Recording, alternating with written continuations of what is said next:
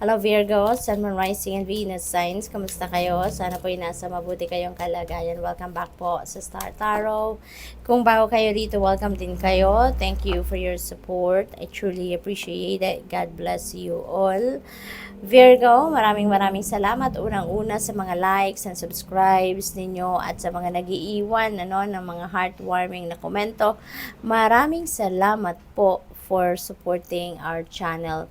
So, paunang mensahe ninyo, travel. So, definitely, some of you is going to embark on a travel dito. Physical travel is what I'm picking up dito. Maybe, pwedeng short journey yan, pwedeng long journey, so depende sa inyong sitwasyon, but definitely merong pagbabiyahing gagawin si Virgo for whatever reason. Your next message is listen. Okay? Listen. Kasi maaring this is pertaining to dalawa lang na ang na-pick up ko dito, no?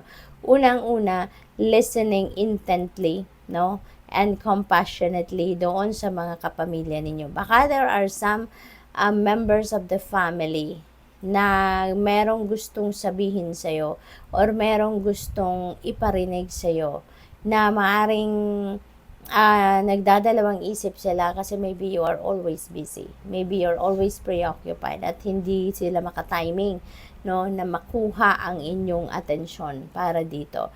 So, maybe this is a heads up na para sa'yo, no, na baka kayo na ang magtanong, diba? Kung sino man sa mga kapamilya ninyo napapansin ninyo na parang mayroong gustong sabihin sa'yo.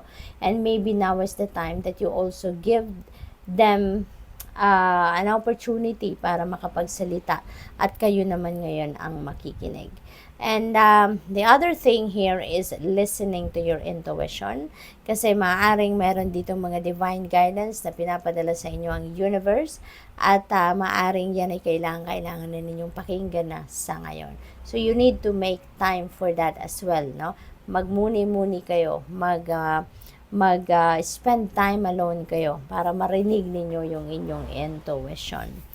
Your next message is patience. The tide will come in when it's ready. That's very true, 'di ba?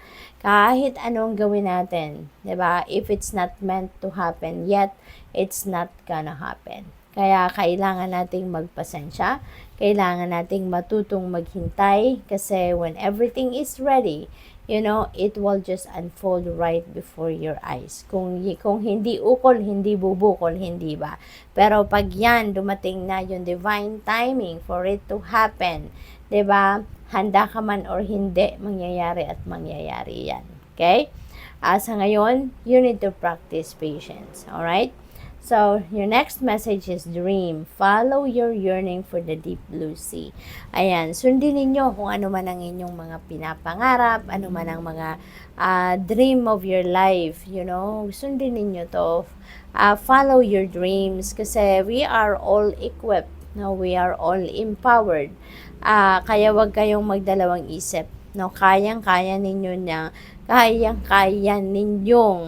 dalhin sa inyong 3D reality kung ano man ang inyong mga pinapangarap.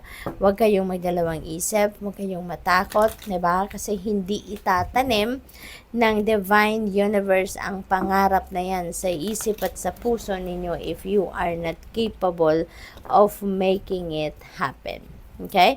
So, all you need to do is take the single step para makalapit na kayo doon sa inyong mga pangarap. No? At kapag nagsimula na kayo, magtutuloy-tuloy na yan and you will continue to build your momentum para hanggang sa makarating kayo doon sa inyong tagumpay. We have 7 of Wands. Ayan. So, sarado pa ang mga pinto, Kaya kayo inimbitahan na maging pasensyoso at pasensyosa pa kasi sarado pa yung mga pinto. Hindi pa handa ang universe na ibigay sa inyo kung ano man ang inyong hinihintay, ano man ang bunga ng inyong pagsisikap, diba? They are still in the works.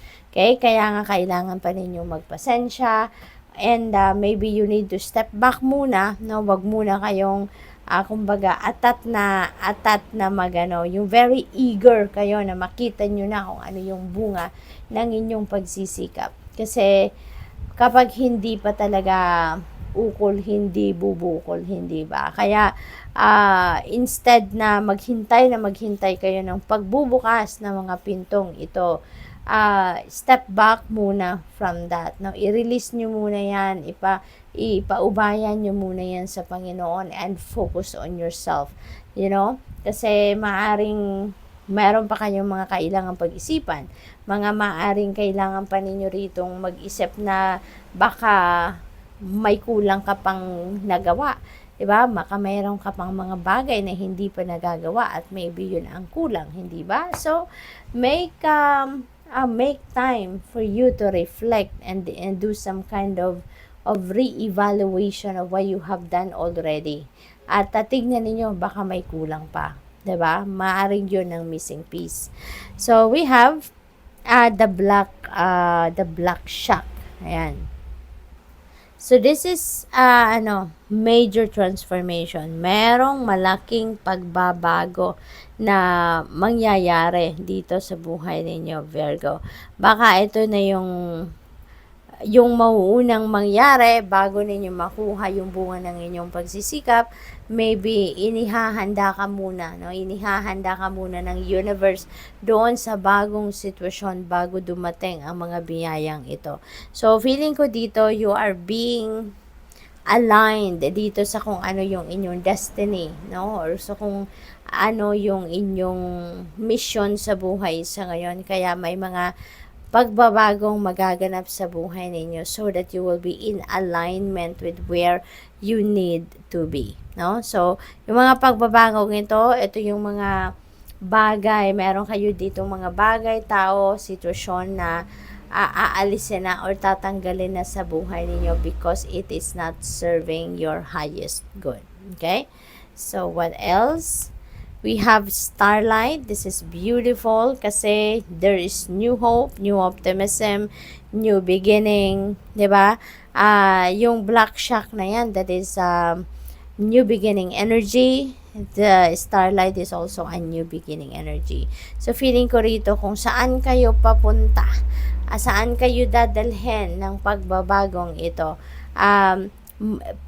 Yung parang the universe will illuminate that path para makita ninyo agad. No? Para hindi na kayo maligaw, hindi na kayo mag-spend ng too much time looking for it, trying to figure it out.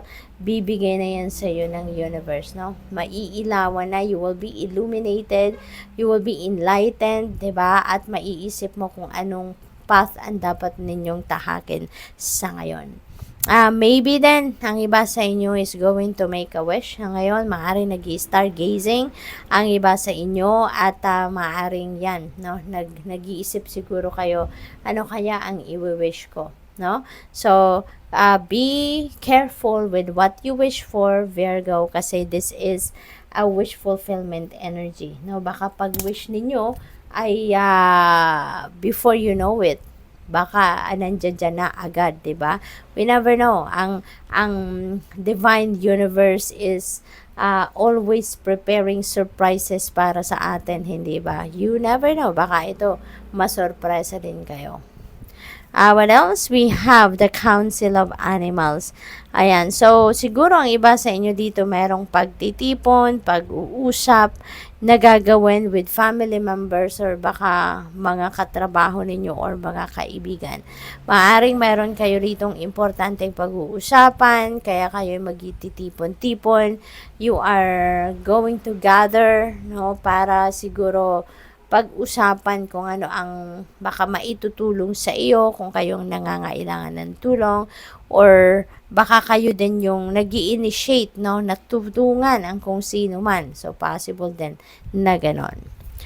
We have 9 of challenges. Ayan, parang takot na takot kayo rito, no? Maybe you are overanalyzing and overthinking. Meron kayong kinakatakutan dito pero maaaring hindi naman ito existing na problema or hindi ito existing na sitwasyon, but maybe you are overanalyzing things, no?